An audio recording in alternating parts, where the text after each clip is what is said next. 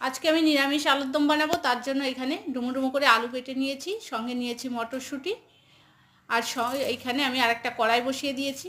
কড়াইতে দিয়ে দিয়েছি ধনে, জিরে, তেজপাতা, শুকনো লঙ্কা দিয়ে আমি একসঙ্গে ভালো করে ভেজে নামিয়ে নিচ্ছি। নামিয়ে নিয়ে ভালো করে বেটে নেব।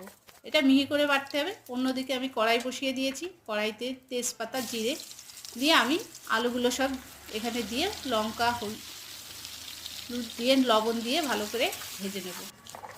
ভেজে আমি অন্যদিকে শিলপাটার পরে জিরে আর কাঁচা লঙ্কা বেটে আমি আলুর ভেতরে দিয়ে আর নাড়িয়ে চাড়িয়ে ভেজে নেব। সঙ্গে দিয়ে দেবো মটরশুঁটি দিয়ে আমি জল ঢেলে দেবো।